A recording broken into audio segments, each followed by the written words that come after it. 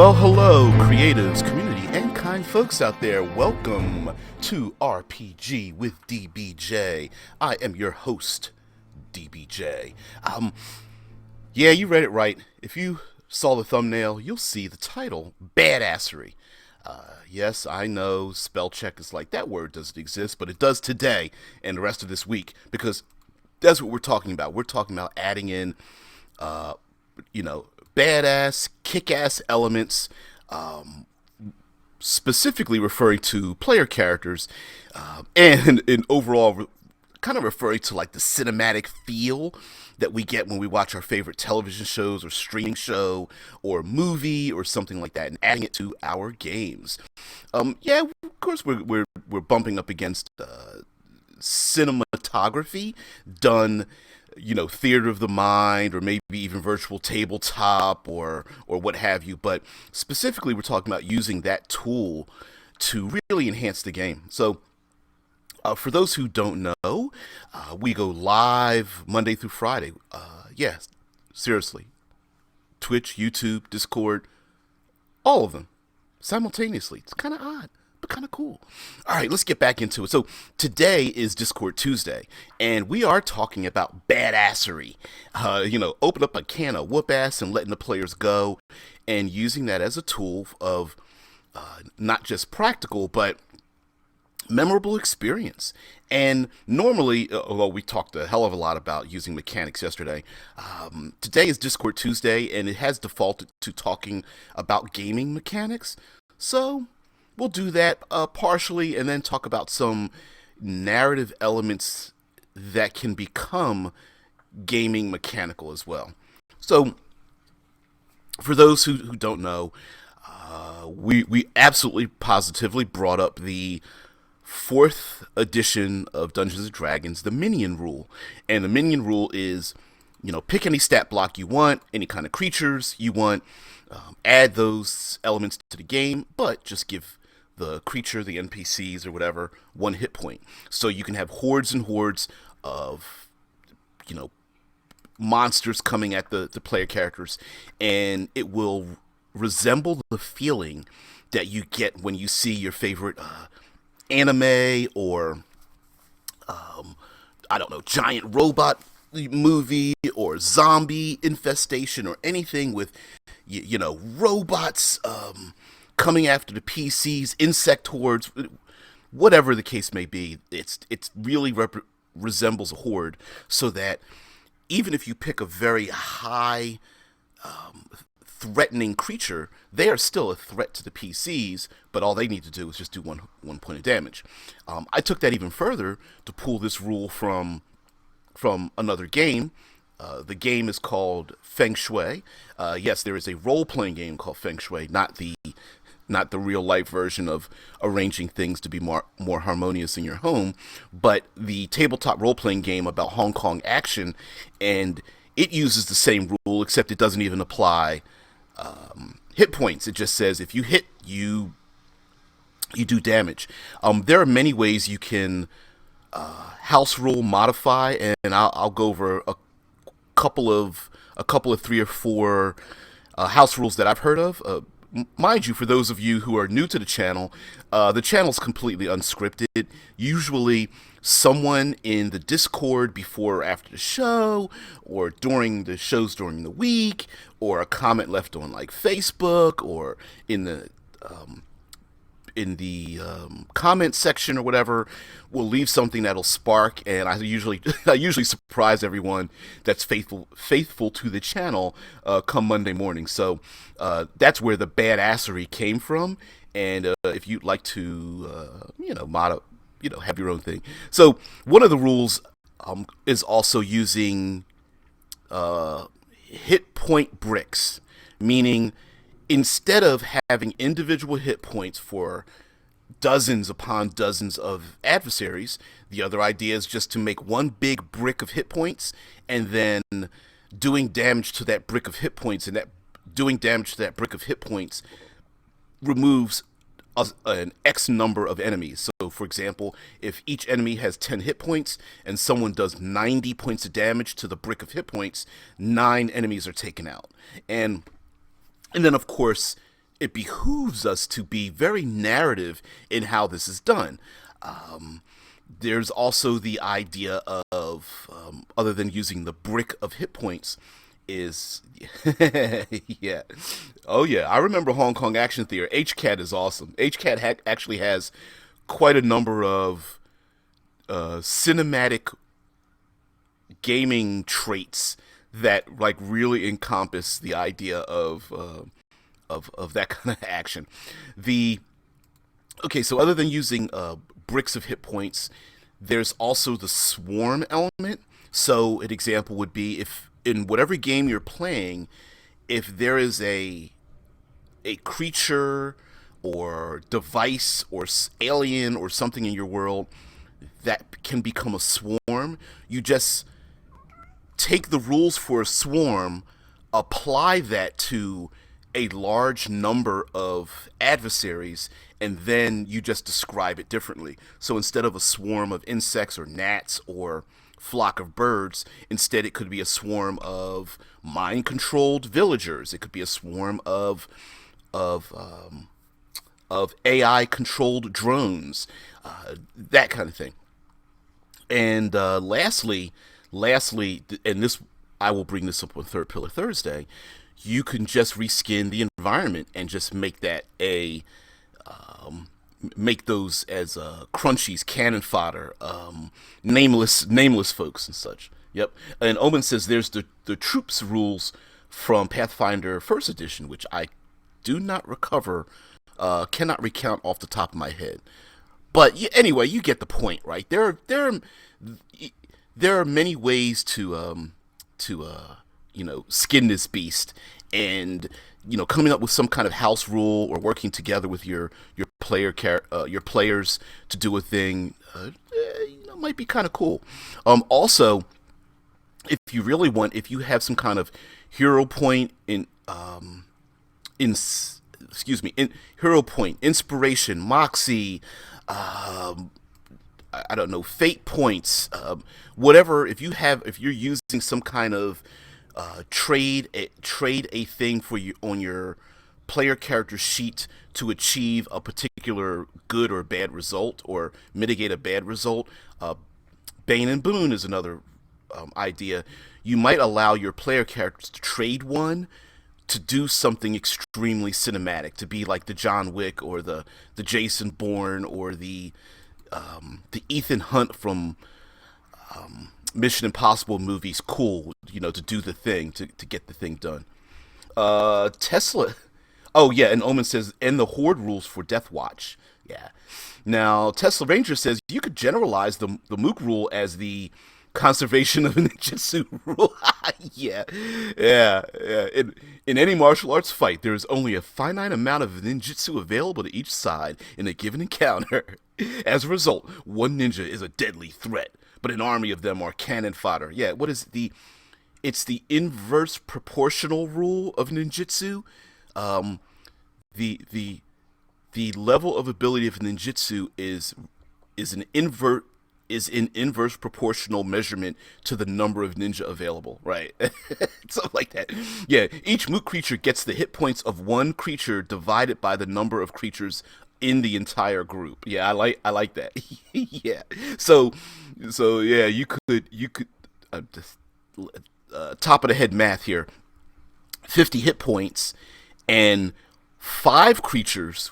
You keep the same 50 hit point like brick, but 5 creatures they each get 10 hit points, but 50 creatures they all get just get 1 hit point. And although their capabilities are the same, you could do something different. Yep. And yeah, and Oma says like you get a crowd of enemies as a single creature. Exactly. Much like it would almost be like taking apart the scaffolding of, say, something like a hydra, a kraken, something multi-limbed, where you almost have a single point of attack. I mean, not attack. A single point of the body, but multiple arms of the attack. And so, and then you could split it up where you could attack the arms of the enemy, which are basically like the people flooding through the door, flooding through the portal, or whatever. But then there might be a central location to prevent the like escalation of all these enemies, but you're not affecting the individual arms, you know? And they didn't give that kind of a choice. Deadman says there's the troops rules from Exalted. Troops are worn like armor with the troops taking damage and ding off. Yep. Yeah, you could very much do the it's like a blade of armor, I guess would be a kind of example, like armor plating where you have a central, not central, you have a place to cause damage to, but as you're doing it, you're breaking pieces off of the central. I'm using terrible descriptors here. The central threat, but again, describing it as something completely different, meaning like a skeletal horde, insects, robots work with this. Some kind of amoeboid creature. I'm trying to think of some other really good horde, tropish horde like things. Oh, alien invasions.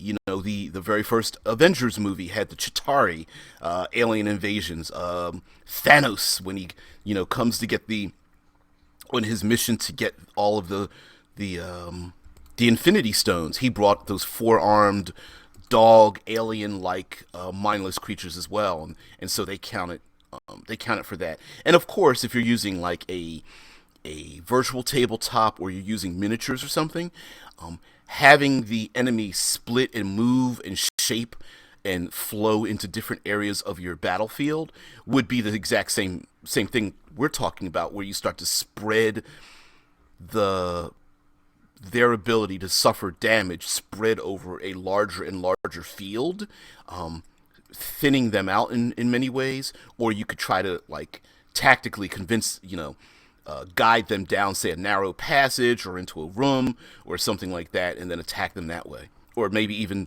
if you have other advantages through height and or through pressure or something like that, leading them to, say, through a dangerous wall of fire, or lead them into a vacuum, or lead them into some kind of implosion area or device or EMP field, or whatever's being used in the game that might not be damage dealing but might be far more effective to use. Now, of course, when we have like anything, much like the complaint is about trying to make travel interesting, which is kind of one of my favorite things to talk about, is the environment and exploration. Again, describing and including the mook rule, the cannon fodder rule, the nameless, crunchy rule, it very much depends on our description of what the hell's going on, and ensuring that we're not just making die rolls and making it boring, and that we don't feel it's boring, because if we start with that idea, your players are going to have the exact same result. Oh, well, if you're the game master, you think this is boring, so am I, right? Now, this is where narrative sometimes becomes a one-off, and some people like to play rules as written, or they at least claim they like to play rules as written. But much like the idea that there are no rules for slicing off the tail of the dragon, and there are no specific rules for holding out a torch to keep the hungry wolves at bay while you make camp, it is about what has been referred to by Adam Koebel as narrative positioning, meaning that despite the rules, or even lack thereof of a rule, that the world establishes that this thing is true, or a truism in this world. Much like a robot horde or zombie horde walking inexorably towards the player characters, and one of them goes, hey, they're just mindless and they're walking towards us, the skeletons or the zombies or something. How about I jump across the rooftop to the other building, and then the zombies will follow me, and instead of being able to jump across the building, they're going to fall off the edge and fall down to 30 stories below, right? It's the narrative that may change the outcome of what's going on, and being true to that narrative despite the fact that we're allowing our PCs to be badasses. And as a matter of fact, by allowing the PCs to be badasses, having them the freedom to problem solve the situation, using the environment, using their capabilities, thinking outside the box. If you want your players to continue to do that, then reward that action. Dead Man says Death Watch gives rules for making troops that are stronger than one hit point per trooper, i.e., like 3 hit point orcs or 4 hit point demons. I love that. Diamonds. I know that's not how it's pronounced, but I love the way the word is spelled. But yes, you are correct. You don't need to do the 1 hit point minion rule, or rather, you don't need to stick to 1 hit point, right? If they each have 5 hit points when they're all together, and again, you could combine this all together. So let's pull this out of my ass. Let's say the average orc has 10 hit points, and you want to use the player characters. You want to have a war where the player characters do like the Battle at Helm's Deep, where they ride out into this mass of creatures and things, and you're like, okay, so it's going to be difficult terrain for them to slice and hack their way through the enemies, and each of the orcs has 10 hit points. Maybe you do the hit point block where you allow blow through. So if one player does 30 points of damage with their sword, they kill 3 orcs, and just allow that to be the blow through rule. Maybe you want your other player characters to be just to feel just as badass. Maybe they're wizards or bards or some other character class, cleric or something, but you want them in this battle to feel just as badass. You might be able to do yeah, Harry says old style Thaco. I was kind of not exactly heading towards that, but maybe you allow only because they are nameless creatures, maybe you allow a die roll blow through. So whatever they roll to attack with, you just add that to their damage potential as the blow through. Or maybe you just give them a die and say, here's a d8, roll that d8, and that's how many enemies you kill once you rolled a hit, right?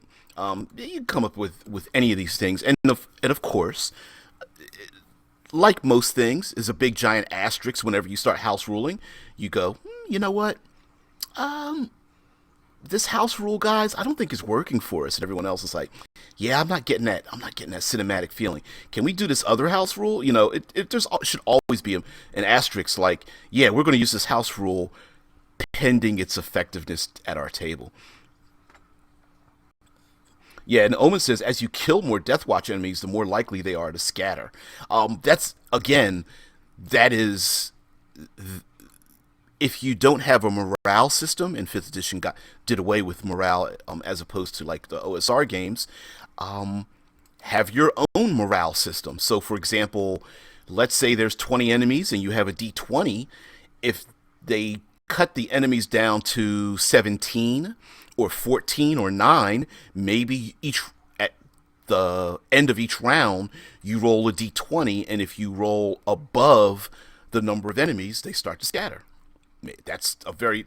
And I literally just pulled that off the top of my head. Harry says in the YouTube chat, and then no matter how much you try, there will always be some knucklehead that makes it their job to F it up. Yeah, there's quite a bit of that. Yeah. Oh, and second to like, by the way, really? I could have sworn I felt your thumb. I'm pretty, I can feel the wrinkles on it by now. As comfortable as I am with your quite consistent thumbage. Yeah, Omen says they have to make a will save when their hit point drops below 30%. And mind you, as if you do the hit point block kind of thing, 100 hit points, okay, 30% of that would be down to 30 hit points. Again, you could do the same thing with that. Just use 30% of the entire group's hit points as one big block. Is a pretty good ability to use. And as a matter of fact, remember as we start to, as I'm segueing, doing a hard segue into more story elements, the point of adding in the badassery, as I'm calling it for this week, is because you want, it's the method for us to allow the players to really shine in what they're doing. This doesn't necessarily need to be only enemies that they can hit and strike and shoot and stuff. I mean, yes, that is a possibility, but that doesn't need to be the only method to solve something. This could be a computer programmer or a hacker that takes control over a huge weapon. This could be someone who's very charismatic that gets the scared horde, not scared horde, the scared rioters or people running in fear to band together to pick up, you know, any weapon, a brick, a pitchfork, a broken bottle, and fight back against their attackers. It could be an aircraft pilot seeing their, you know, doing dogfighting, and their allies are running away from the battle, and they're like, no, let's go back, we've got one last chance to do this thing, and gather together some kind of rallying point or whatever. Or lighting the fires, as in the Lord of the Rings movies. Light the fires, and maybe the riders of Rohan will show up or something. You know, it could be that kind of like fist in the air, last minute kind of thing, where the expenditure of hit points, fate points, moxie, inspiration, giving away some kind of, like, here's a Deus Ex Machina in your back pocket. What would be light side, dark side points in the Fantasy Flight games, or what have you. Maybe it's something like that, much similar to, but not quite on the level of a cleric by the seat of their pants rolling percentile, a 3% chance that one of the gods or the gods' agents will show up to change the tide of battle or something. So it could be something on that level. Now, the reason why I say this is a tool and not an end unto itself is because the great thing about having like nameless enemies is that they get in the way of everything else. So if you're not someone who's quite on the same page with me when it comes to using extremely dynamic elements of the environment, this is like a great segue point. This is like the best of both worlds, where yes, you get to use some creatures and just have like a stat block, because maybe you're more comfortable than using like reskinning traps and spell like abilities, and, you know, using rain and thunderstorms and things like that in your game. But you also want to create a triangle of opposition. And you guys know I had a whole week of talking about triangles, which is you have your enemy, you got your PCs, the good guys, or at least the protagonists, you got your antagonists, but there should be a third element in there that complicates the issue. That the win result shouldn't be just killing off the enemy, the nameless fodder. There should be some other win result. For example, the very simple thing is to get to the other side of the room, right? The door's about to close, the portal's about to slam shut. There's a time limit to get there because the bomb's about to go off. The MacGuffin is getting away from you. You have the proverbial computer chip that you need to insert into the thing to make the other thing stop doing what the thing is doing.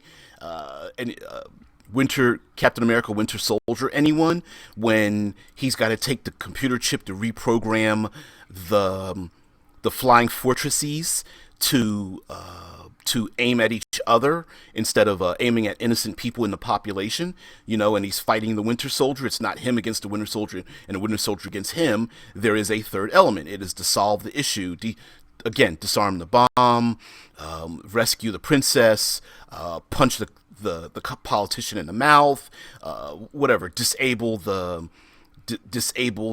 ancient trap. I don't know. I forget the name of those. The trap where you put the ball into the thing, and it makes it's too complex for its own good. Oh, I just lost the name of the devices, the device that does that. But anyway, yeah, to disable the thing that's making the nameless things come about, maybe there's something else. So they just become part of the environment. So battling, you know, the even Lord of the Rings and the Battle of Helm's Deep had itself a triangle mechanism. If you remember, Gandalf says you only need to hold off the pass until I don't remember how long he said. He just said, I guess look to the east when the sun rises, and help will arrive, or something to that effect. And so the whole point of Helm's Deep was to hold the line, to toe the line until that time happened. So, for example, with the zombie apocalypse, it's not about defeating all the zombies. It's about surviving until help can arrive, or surviving until the flares go off, or surviving until the big 18-wheeler is able to come by and crush their heads, and you're able to, jump on top of the 18-wheeler and escape or something. Survive until the airship comes by and you can jump onto a rope ladder and get taken away, or whatever. Deadman says Exalted uses a 50%, 25%, and 10% surviving troops remaining with modifiers for unusual sources of damage. Yeah, you can come up with rules, but personally, I like to eyeball it, because while someone may not do as much damage, they might be far more effective. Having, say, the druid in the party transform into a T-Rex might make people, you know, pinch a loaf, get the Hershey squirts in their pants, inside of a big goblinoid horde. Whereas, same thing, or the Fae. Do you mean Fate Accelerated? The basically, you can just go, you know what? This person did this thing, launched a fireball, destroyed 87 of their allies. Even though there's like 2,000 of them, they start to think twice about what's going on, considering this one person just pointed their finger and killed 87 of our friends, right? Oh, Tesla, thank you very much, Tesla. Quote, look to my coming on the first light of the fifth day. At dawn, look to the east. That's the quote from Gandalf, right? So, it's not defeating the entire horde of Uruk-hai. It is, you just need to survive long enough to keep the innocent people inside Helm's Deep's alive long enough for, the fifth day, when, at the dawn, look to the east, right? When the sun first comes up. And then, of course, the riders ride down the hill of this impossibly steep hill, which is so badass. Oh, forced air explosion. Yeah.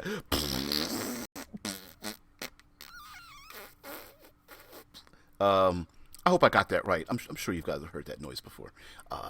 And hopefully not unconsciously. But yeah, the idea that the nameless crunchies are in the way of doing something, that they are the barrier to getting to where you need to go. And like I said, session zero does not need to be the session before number one. It could be an aside to say, hey, I really want this thing to happen. I'm going to use this house rule. Don't get confused. Also, to get everybody on the same page, to not have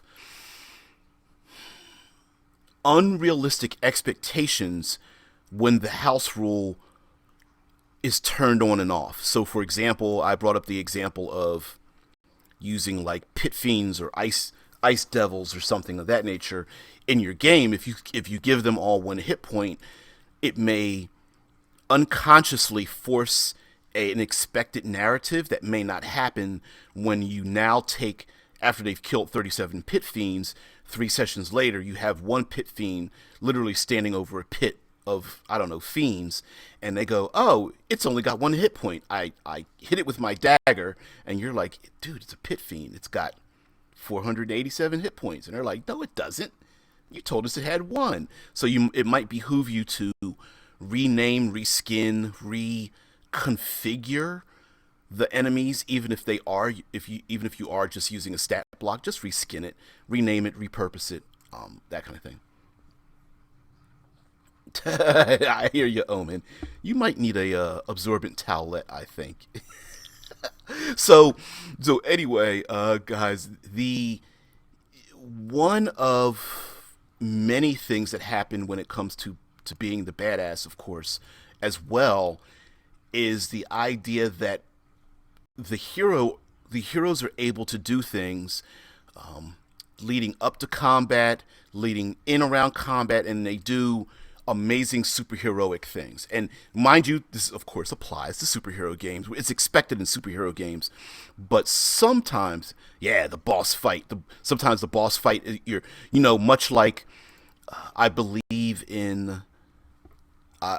There is a they added a rule into Dungeons and Dragons 5th edition where you can jump on the back of a very large creature and attempt to ride it, i.e., stab it to death while you're on its back, much like the classic getting on the neck of the dragon and trying to stab it while it tries to rip you off of it, or jumping onto the back of the giant when the giant tries to scrape you off, or tries to hit itself with a club and accidentally knocks its own self out.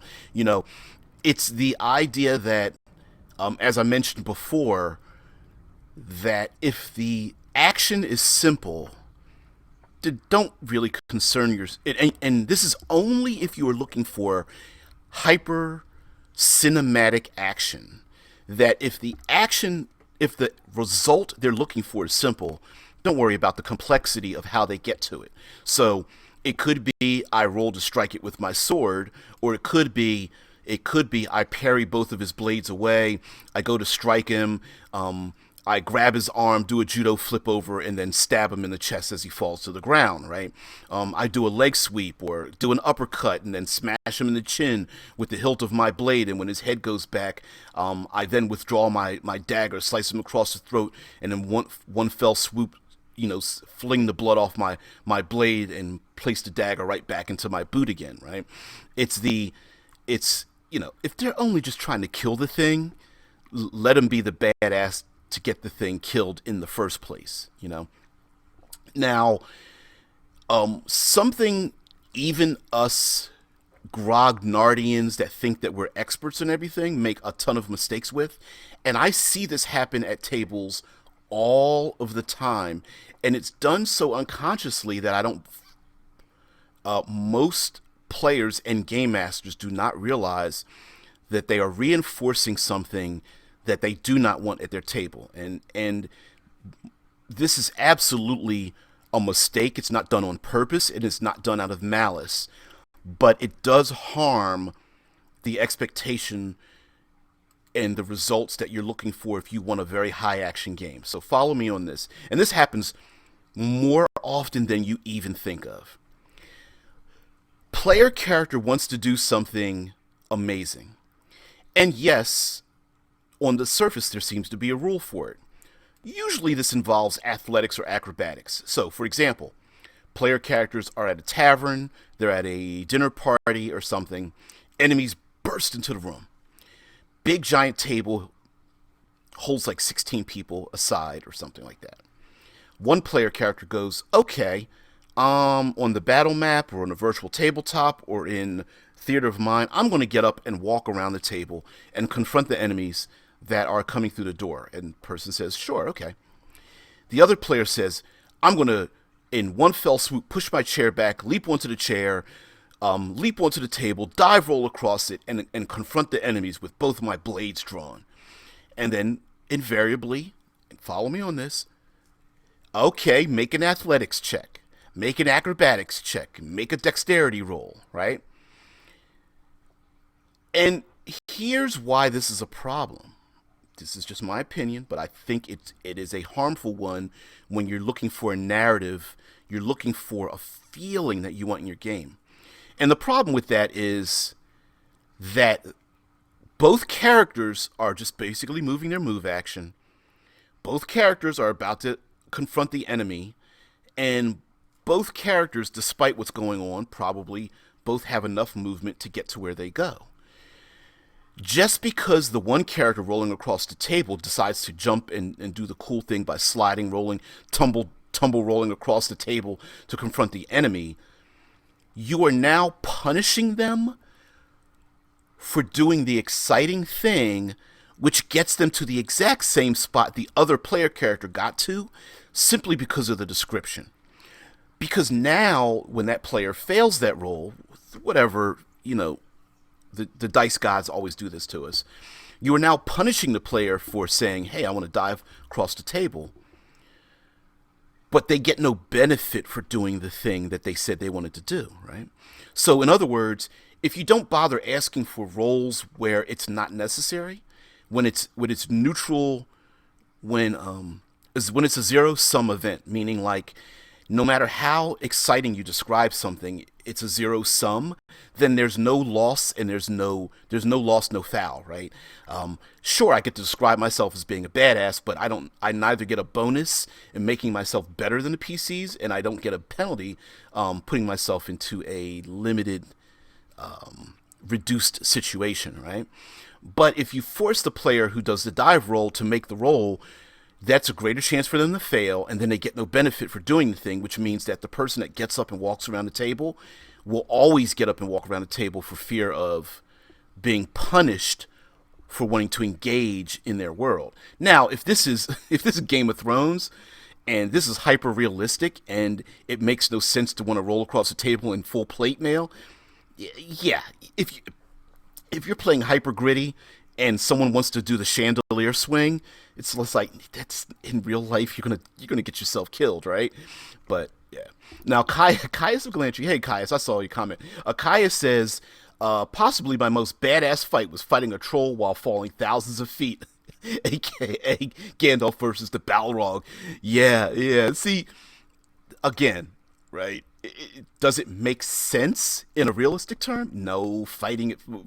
I mean, I suppose two skydivers falling could get into a fight like that, but is it badass? Yeah. So again, if you default to a zero sum, I don't think you'll have any problems getting a cinematic feel out of your game. Caius of Glantry goes on to say, yeah, assume your guys are badasses. If they are not trying to get a mechanical advantage, they can probably do it. Exactly.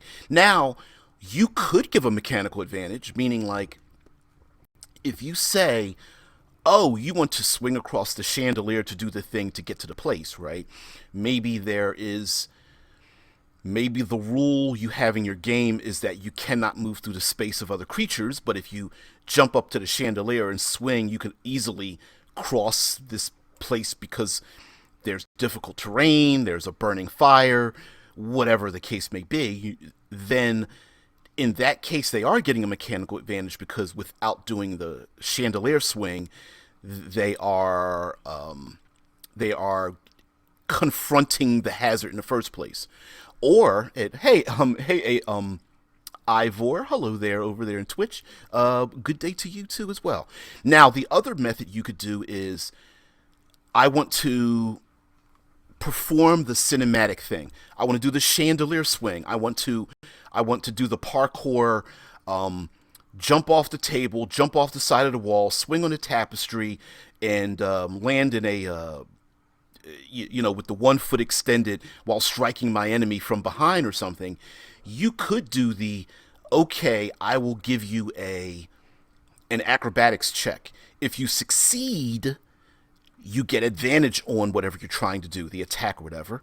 If you fail, it becomes at disadvantage, right? So you could, because remember, a lot of us forget that 5th edition has an advantage-disadvantage rule system, and it doesn't just apply to written core statistics on character sheets and or spell abilities. It actually says that you can apply advantage and or disadvantage based on the circumstances. So yeah, Avor says, use the 7th C system.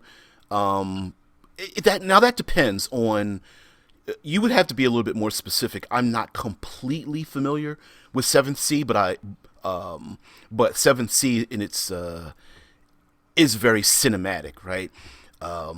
Tavern Fire. I love that name. It's both fun and emblematic of role playing, right? So anyway, Tavern Fire, yeah, advantage disadvantage rocks. Now, and it depends on how liberal or how confined you want to allow it to be used. Avor says, going on to talk about the seventh C system, there is a trick skill, especially for fly on chandeliers, turntables, etc. Yeah, if your game does not have a specific, like, I air quotes, I do the cinematic thing in your world, then liberal use of it might be necessary. And if it means adding in additional skill checks to allow the player to get the thing, to do the thing, then I don't see a problem with it. Now, I understand what some of you game masters are probably worried about by me saying this, by being liberal with adding in, subtracting advantage and disadvantage, is that you're going to have players who are going to try to spam the system. Okay. Oh well, if it means I get to swing on the chandelier and get advantage every time, I'm just going to carry a chandelier around with me and chandelier swing. I want to swing. I can't do the Sia on the chandelier. Oh my God! Wow, how many subscribers did I lose? Shit, damn it. Ooh, I'm not going to do that again. Anyway, but you get the point, right? Like, if you're going to, the point is that if you vary your encounters enough, there's no way for someone to spam the use of the chandelier swing, right? Like, you could literally, much like the fate system, where you have aspects in the setting, you could say, okay, guess what, guys? We're in, come on, I gotta, let me think of something real quick. Okay, you're in a foundry, a dwarven foundry. There's hot ore pouring out of like buckets filled with tons of molten iron and other ore. There's a conveyor belt moving the pieces of gears and items. There's piles of stone. There's fire belching out of out of a furnace or something. There are mechanical arms, clockwork mechanical arms moving around, lifting heavy iron slabs and I don't know, buckets of mine carts dumping iron ore into piles and things like that. You could establish, okay, guys, listen, if you get on a conveyor belt, you can very easily move from one side of the room to the other because the conveyor belt's moving pretty quickly without you needing to use your movement. Or, if you dump over the molten iron ore, you can get this other advantage. Now, mind you, this kind of flows into the cinematic environs idea that I have. Of course, I write these books and stuff to plug, but you could establish, if you do the thing in this particular room or this particular setting or this particular dungeon or this sailing ship or something, you gain the benefit of doing said things. Ivor says, don't like using advantage disadvantage, prefer to use mods like plus or minus mods. We'll have to, that's, maybe we'll get into that Thursday, but we'll talk about the idea of dice as psychological barriers or psychological fuel, right? Like the good and bad of modifiers versus die rolls. Something has to be, despite something making sense, sometimes making sense and being pragmatic about the design of a game doesn't fit with the psychological feeling that you get from doing the thing in a game, right? Caius goes on to say, chandeliers are not made for lighting in a world with magical lights. They are made for swashbuckling. Listen, if you want to buck swashels to swashbuckles on your own time, dude, you can go ahead and do that. But yes, you are correct. Well, it depends on how common the light is. But you've been following my "What if light shaped the world" series, so whatever. Kais goes on to say, "I love the idea of a swashbuckler who carries his own chandelier on a grappling rope in case he comes across a room without one." Why are you carrying a 300-pound chandelier? You'll see. He's sweating, trudging it around with him.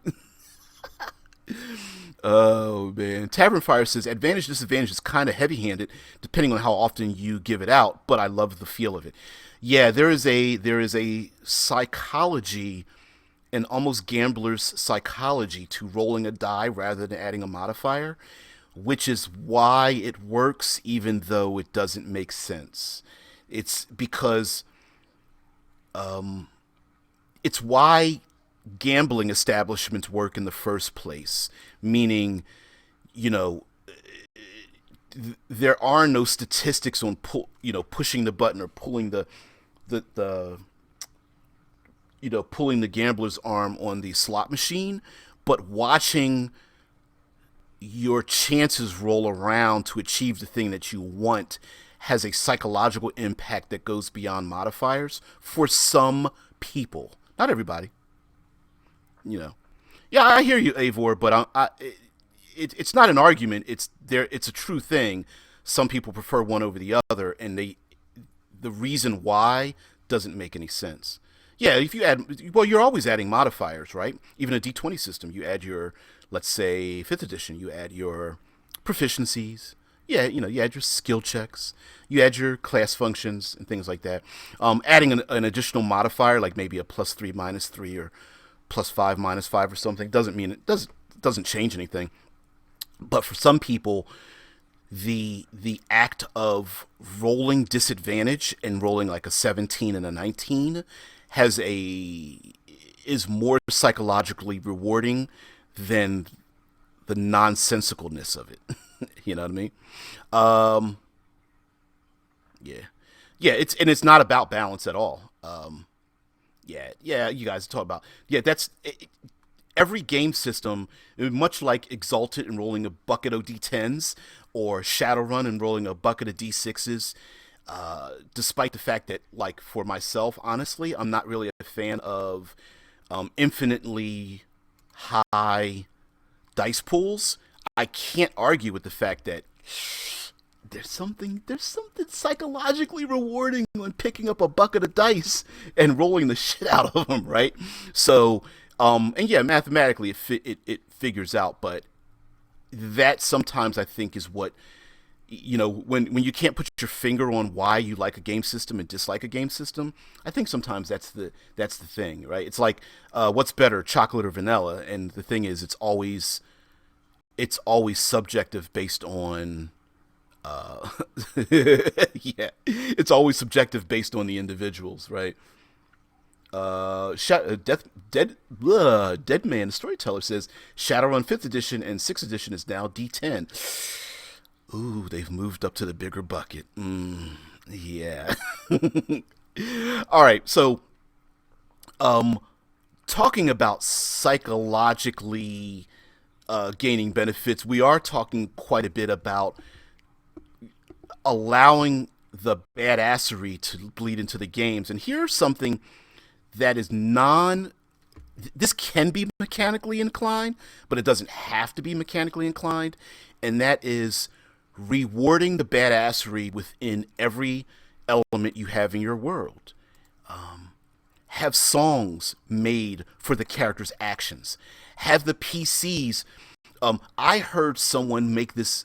I don't know if this is a house rule that's spread around, or whether I just happened to read this off of one person's comment many moons ago.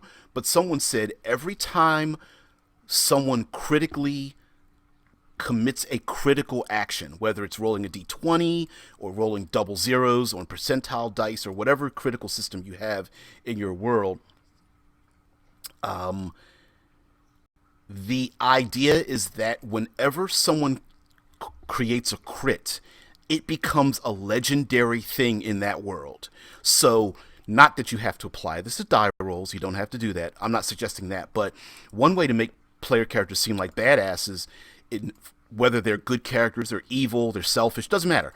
Whenever they do something that is legendary, make it a legend.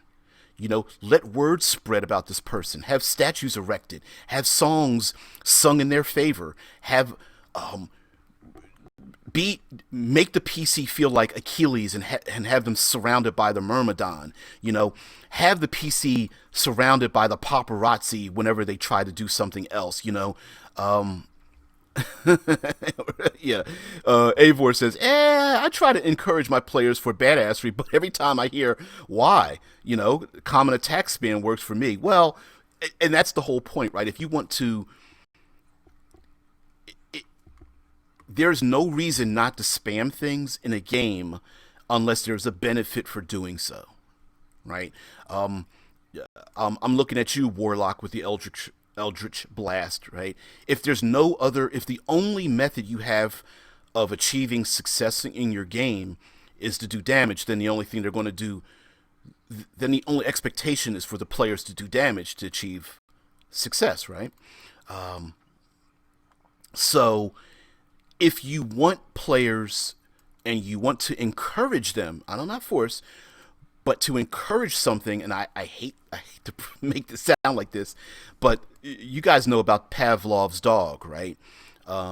Every time you ring the bell, the dog starts to salivate. If you feed the dog every time they ring the bell, you don't want to do the opposite and smack the dog on the nose with a rolled up newspaper, right? You want to encourage drama. You want to encourage badassery. You want to encourage cinematic action. The only way you can do that is to make those actions value added. Why, as a warlock, would I not use Eldritch Blast? Oh, you're saying that if I do this other action, I'm far more effective? Sure. And there's a difference between, again, I'll bring this up again. There's a difference between being effective and causing the most damage, right? The I'll bring up the halfling that trips the ogre off of the rope bridge, right? The halfling that ends up tripping the ogre off of the rope bridge, and the ogre falls to his doom or down into the raging river or flowing lava, is more effective than the player character that has to take 2, 3, 4 swings at that same ogre to down him, right? One rolled to attack, had to roll 4 times to kill it. The other one did one action and tripped the ogre off of the rope bridge to fall to his doom. One's more effective than the other. And if you don't have things in your world that allow the players to be just as effective, or you don't have you don't allow alternate win mechanisms, then the only thing they're going to do is just kill things, and then the only way to win is to kill things, or those things to kill the PCs, and then you just recycle that same thing over and over again, as opposed to adding in time, energy, or resource timers, where it's not about killing the horde, it's about getting to the other side of the room. It's not about killing the horde, it's about protecting the innocent people from the horde. It's not about killing the horde, it's getting onto the sailing ship to sail away from the island exploding as the volcano erupts, or the castle collapsing, or the portal closing, or I don't know, getting the money to the bank before the bank closes so that the old lady doesn't lose her property, right? It's not about punching the banker in the face. It's about we need to get the MacGuffin from A to B, or to save the MacGuffin, or keep the MacGuffin from being destroyed. The enemies just happen to be in the way. Yeah, Ivor says, Philip Joker, reckless. I love the picture. Like Arnie. Ivor says, my players prefer to play smart and safe. Like, need to fight dragon? No problem. We're gonna go hire the Merc army and sit aside while they kill it. Yeah, I get it. You just have to come up with unique ways to put the players into the action, or to motivate them to do the unsafe thing, which is weird because I always have a problem with players that make characters that play it safe. It's like, why are you bothering to play the role playing game? You might as well just sit on the couch, right? Like, what's the point of that? Tavern Fire says, at the end of the day, your players need to know it's a collab storytelling session. If the tale they want to tell is them being commanders of merc armies, but mercenaries ain't necessarily suicidal either. Yeah, exactly. Not realism, but if the narrative of your world is that, like, the merc army is just like, I'm not doing that shit. You do it. You don't want to fight the dragon. You're gonna make me do it. I'm not cleaning the toilet. You clogged it up, kind of thing, right? So it's just a matter of also remember again, session zero does not have to come at the first session. It is pulling everybody aside and saying, listen, I created an adventure where you go to the hidden island. Don't be a-holes and go, well, I'm not getting on a boat to go to some hidden island. My character wouldn't do that. He'd stay in the tavern. Yeah, sure, your character would do that. Then don't play the game. We'll see you later. The rest of us are going to go on an adventure, right? It's collaborative. It's not a railroad to go to the Isle of Dread. It's only a railroad if everything you do on the Isle of Dread is predetermined. It's an agreement by all of us at the table. Yeah, it's kind of meta. Is it meta? Of course. But if the game master says, hey, I've got this great adventure, I just purchased it, it's Isle of Dread, I'd like us to go through it, then it behooves you as a player to go, sure, my character wouldn't want to go, but I'm going to narratively make a reason why I am going, right?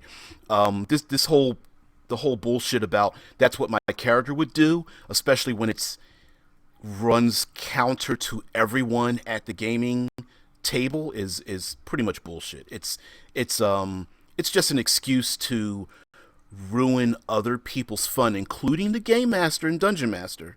So, yeah.